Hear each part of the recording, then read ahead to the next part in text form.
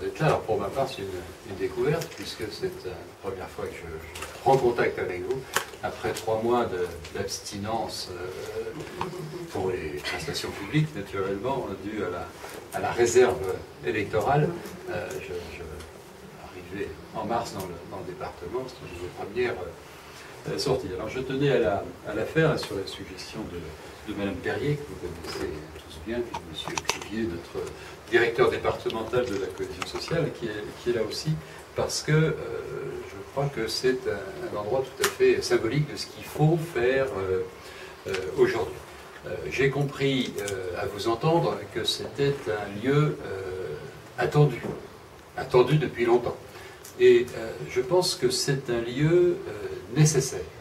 Les femmes qui sont victimes de violences physiques et de violences psychologiques, hein, puisqu'on associe les deux aujourd'hui, elles ne peuvent pas s'en sortir toutes seules. C'est très très difficile. C'est au-dessus de leur force la plupart du temps.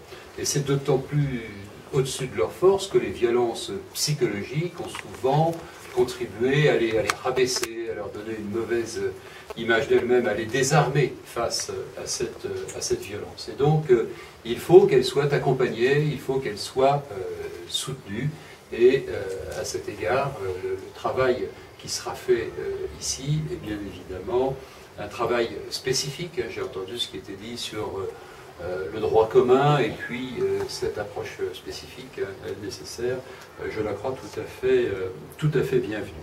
Et puis deuxièmement, la méthode qui est employée, ce que je comprends aussi, et qui est une méthode d'approche globale, où on ne se contente pas de traiter de la violence, mais on se préoccupe bien sûr de la faire cesser, mais aussi des droits des femmes, on se préoccupe, ou on se préoccupera bientôt des enfants, on se préoccupe de l'hébergement, on se préoccupe sans doute de la situation professionnelle et financière et sanitaire des personnes qui sont accueillies. Cette approche globale, elle est évidemment absolument nécessaire également.